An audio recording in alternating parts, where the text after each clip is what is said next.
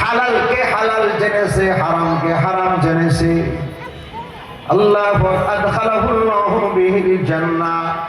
আল্লাহ নবী বলেন ওই ওসিলা করে আল্লাহ তাআলা তাকে জান্নাত দান করবে। জোরে কোন সুবহানাল্লাহ। ওয়া শাফাহু ফি আশরাতিন মিন আহলি বাইতিহি। তার পরিবারের এমন 10 জন যারা জাহান্নামের আসামি, মা বাবা দাদা দাদি নানা নানি ভাই বোন আত্মীয় স্বজন, এবং 10 জন যারা জাহান্নামের আসামি হয়ে গেছে।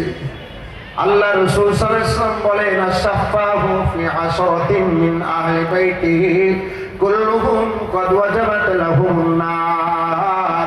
10 জন জাহান্নামের আসামি যখন তাদের নাম জাহান্নামের খাতায় চলে যাবে, আর ওদিকে হাফেজে কোরআন সন্তান, আলেমে দ্বীন সন্তান, তার জন্য জান্নাতের ফয়সালা হয়ে যাবে।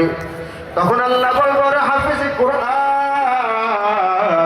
যাও, তুমি জান্নাতে চলে যাও।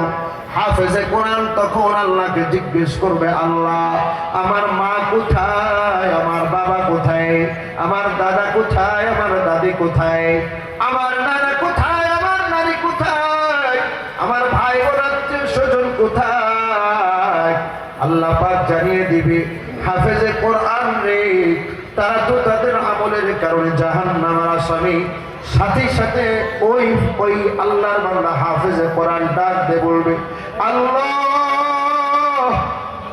আমার মা আমার বাবা বড় কষ্ট করে আমার হাফেজ বানিয়েছেন, আমাকে কষ্ট করে আলেম বানিয়েছেন।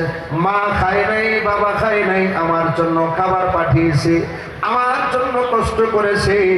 আয় আল্লাহ আমার মা আমার বাবা যারা জাহান্নামের আসামি, তাদেরকে যতক্ষণ পর্যন্ত ক্ষমা করে না দেওয়া হবে, তাদেরকে যতক্ষণ পর্যন্ত মাফ না করা হবে, আমি হাফেজে কোরআন তোমার